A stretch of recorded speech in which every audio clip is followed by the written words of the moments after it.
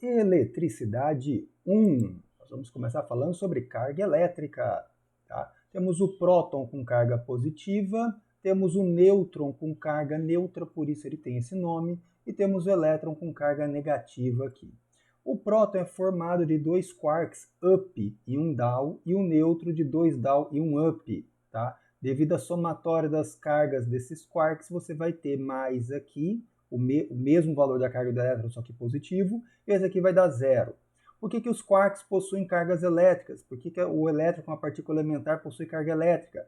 É porque Deus quis assim, tá? Não temos uma explicação melhor ainda para isso. De que você encontrar ele, você pode perguntar.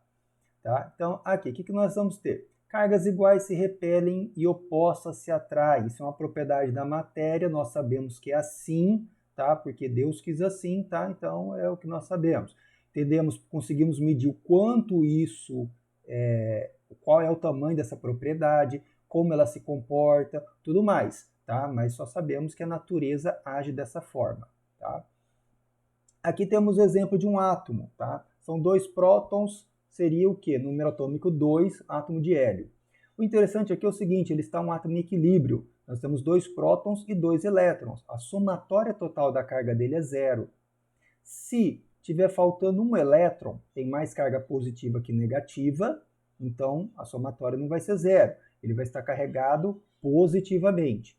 Se tivéssemos um elétron a mais aqui, 3 elétrons, nós temos mais carga negativa do que positiva, então ele estaria carregado negativamente. Tá? Aqui nós também temos a questão da eletrização. Ela pode ocorrer por contato, atrito ou indução. A eletrização por contato ocorre em corpos condutores. Tá? A indução também vai funcionar em corpos condutores. O atrito funciona para corpos isolantes, né? Tá mais certo ali. Contato. Suponha que você tem um corpo A com mais 4 coulomb e um corpo B com menos 6. Quando você entra em contato, você tem um casamento com comunhão total de bens. Então você soma tudo aqui. Aí você vai ter uma separação, litigiosa ou não, e você vai dividir exatamente a carga. Tá? Você tinha aqui menos 2, que é mais 4, menos 6 dá menos 2. Menos 2 dividido por 2 dá menos 1. Cada um sai com a sua dívida aqui desse casamento. Tá? O atrito é o seguinte, você tem lá dois corpos neutros, por exemplo, né? Vai atritar um com o outro e um rouba mais que o outro, tem mais eletroafinidade. Quem tiver mais eletroafinidade rouba mais elétrons e vai ficar carregado negativamente, o outro faltando elétrons positivamente. Tá? Quem vai ser roubado? Os elétrons. Tá? Você não vai mexer com o núcleo ali, né? Porque é reação nuclear, esse negócio ali dá umas explosões muito violentas, não vai brincar com isso sem ter estudado direito primeiro. Tá? Aqui nós temos uma tabela entre quem vai ser mais a tendência a ficar positivo e quem vai ficar mais negativo, dependendo do atrito. Se eu atritar vidro com plástico, o vidro vai ficar positivo e o plástico negativo. Se eu atritar algodão com plástico, o algodão fica positivo e o plástico negativo. Tá? Para outros, tem tabelas maiores aqui. Tá? A indução é o seguinte, você tem um corpo neutro, feliz, quietinho na dele, e chega um outro cara aqui com uma carga, pode ser positiva ou negativa. Tá? Aí vai ser tudo o contrário se a carga for negativa. O nosso exemplo aqui, não cabe muita coisa, é simplesmente carga positiva. Essa carga positiva está faltando elétrons aqui, ela vai atrair elétrons para cá. E o nosso corpo B vai ficar polarizado. A carga dele continua a mesma. Tá? Ao todo é a mesma coisa, ele continua neutro, tá? Mas você polarizou ele. Aqui o que vai fazer com o coitadinho do corpo B? Vão aterrar ele, vão enfiar o fio terra nele aqui, né? Coitado. E vai acontecer o seguinte, vai subir uns elétrons do solo e vai entrar nele, tá? Acabando com esse positivo aqui atrás dele, né? E aí depois você faz o quê? Você tira o aterramento, aí você pode afastar o corpo A, ele fica carregado negativamente, ou seja, com uma carga oposta ao corpo que o induziu, sempre oposta. Se esse cara for negativo aqui, o resultado aqui vai dar positivo. Depois nós temos o quê? As linhas de campo elétrico, tá? Então, as linhas de campo é um negócio que não existe, mas te permite ver algo invisível. Presta atenção nessa loucura, tá? Então, vamos lá. O que acontece? As linhas de campo elétrico saem das cargas positivas e entram nas cargas negativas, tá? Sempre saindo de uma carga positiva e entrando na negativa. Aqui vai dar uma volta muito maior, que não vai caber no desenho. Essa vai para o infinito e além e chega aqui do outro lado, tá? Lembrando que isso aqui é uma abstração matemática, então você não vai ficar delirando em cima disso não, tá? E o seguinte, essas regras elas funcionam para campo elétrico e para campo magnético. E aqui eu vou estar explicando já para os dois. Aí você já aprende uma vez só. Economizar a memória do seu cérebro. Tá custando caro a memória do cérebro, né? Então o que nós... Sumiu o cursor de novo. Achei. Olha lá. As linhas de campo elétrico saem de cargas positivas e entram nas cargas negativas, enquanto as de campo magnético são fechadas em si mesmas e em torno do movimento de uma partícula portadora de carga. Olha só, é o movimento da carga elétrica que gera campo magnético. Tá? Da mesma forma, o seguinte, no caso assim, qual que é o sentido das linhas de campo magnético? De onde ela vem é o polo norte, para onde ela está indo é o polo sul. E essas linhas são fechadas em si mesmas, então não existe monopolo de campo magnético, não tem como você ter o norte e o sul separados. A carga elétrica sim, depende das partículas. Uma partícula tem positiva, outra tem negativa, as linhas de campo vão de uma até a outra e beleza, tá? Funciona isso. Mas o campo magnético são fechadas em si mesmas e você não tem como separar. Não tem monopolo magnético. Monopolo elétrico, sim. Esses daqui. As linhas de campo nunca se cruzam, nem elétrico e nem magnético. Quanto mais intenso é o número de linhas, mais forte é o campo nesse local. Então, por exemplo, se eu pegar essa região aqui, ó, tem que para a mesma área tem duas linhas de força. Se eu pego aqui, ó, para a mesma área só vai ter uma linha de força. Então você vai diminuindo, se afastando a intensidade das linhas de campo assim. Então é um negócio que não existe, é uma abstração matemática, mas é uma ferramenta muito útil que te permite entender melhor a realidade. Então você usa fantasia para entender melhor a realidade. E nesse caso funciona muito bem. Quanto mais intenso... já foi aqui, né? O vetor do campo é sempre tangente à linha em qualquer ponto considerado. O que é esse negócio aqui? Olha para a setinha aqui, ó. É sempre tangente à linha. Quando a linha é uma reta, vai ficar aqui em cima.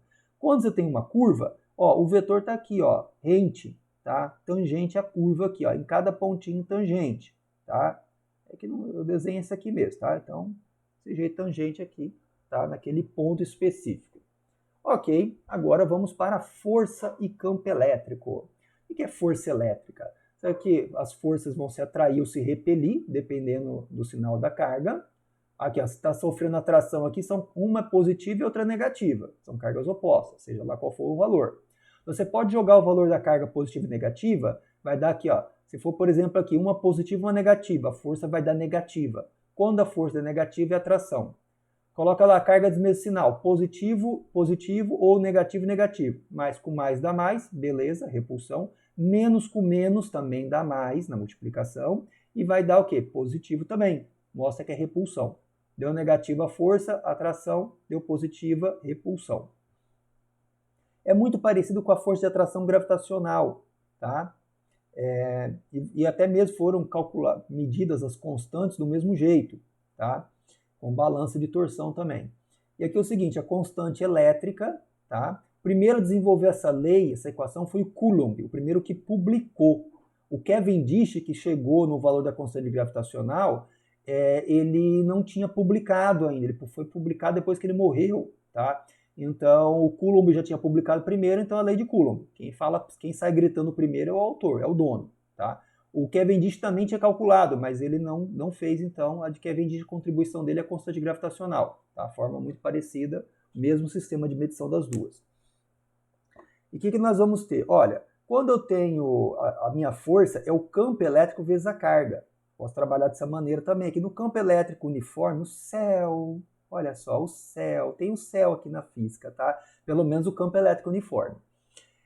Você tem o campo elétrico vezes a carguinha aqui, ó. Qzinho também é carga, tá? Carga de prova.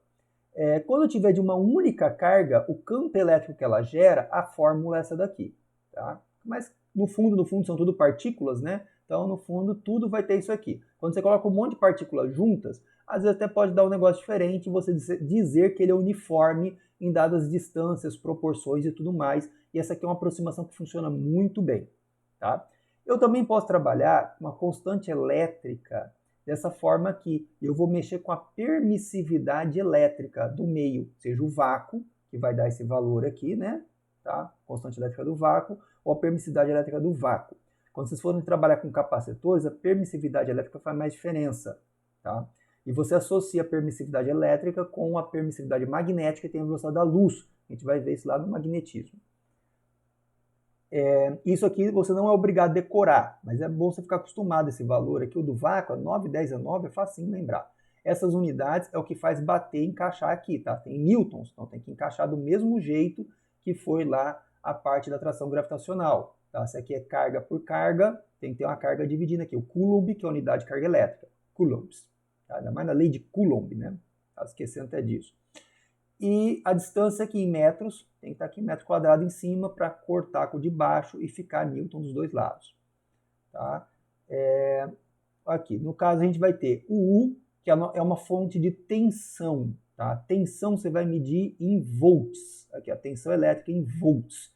Cada volt é 1 joule por coulomb de carga. Então, aumentou, quanto maior a voltagem, maior a energia de cada elétron. Você vai trabalhar com essa relação aqui. Você também pode chamar o U de diferença de potencial, ou DDP, que tecnicamente é mais preciso para ele, tá? Aqui, nós temos o trabalho realizado, tá, pelo movimento da carga, uma distância D, dentro de um campo elétrico E, por uma cargazinha Q. Eu posso trabalhar com isso aqui também. E se eu precisar com mais detalhes, eu tenho aqui o potencial em um ponto, menos o potencial do outro, né? Trabalho de A até B, e ter essa formulinha aqui com esses menos daqui, de acordo com o referencial aqui envolvido. Tá? Como que você vai gravar e entender isso? Fazendo conta, e depois se estiver mais cansado, fazer mais conta ainda. Tá? Isso aí vai estar fazendo sentido. Mas aqui te ajuda a lembrar, tá memorizando, saber onde procurar quando você for estudar. E temos aqui o nosso potencial elétrico, esse desenho até que lembra uma estrela da morte aqui, né? Pouquinha coisa, né? Mas vamos lá. O potencial elétrico de uma carga pontual pode ser dado por essa fórmula. Quando eu associo isso aqui, ó, lembra que é bem parecido, só passou o D multiplicando para cá, veio daqui. Olha aqui também, ó, tem a carguinha multiplicando, é como se você passasse, você pode substituir, né, carga E vezes Qzinho aqui, corta um Q com outro aqui, você sai essa formulinha dali, tá? Então daqui para cá você chega nessa. Aí você lembra dessa relação aqui do potencial do campo vezes a distância? Substitui nesse bichinho aqui e também nasce esse outro bichinho. Tá? É um bichinho nascendo outro aqui. E a energia, como eu já estou usando o E para campo elétrico, eu vou escrever energia como energia mesmo, tá? Porque para a gente não confundir. Depois, isso aqui é eletrostática, tudo paradinho. Em eletrodinâmica, tá? Lá em circuitos elétricos, a força, o E, a gente costuma associar ele a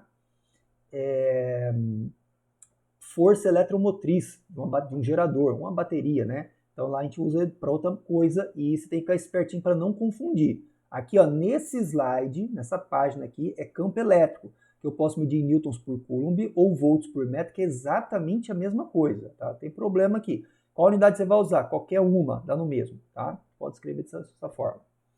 Uma carga elétrica não gasta energia ao se mover sobre linhas ou superfícies equipotenciais. Então, olha aqui, ó, você vai nesse potencial tá roxinho aqui, ó, não gasta energia, porque esse movimento aqui não tem nada a ver com a força que vai estar produzindo, tá? Então, não vai gastar energia aqui. A mesma coisa aqui, nessas linhas roxinhas aqui, ela não gasta. Aí você imagina um elétron orbitando um próton, aqui um núcleo atômico, né? Só para orbitar aqui não gasta energia.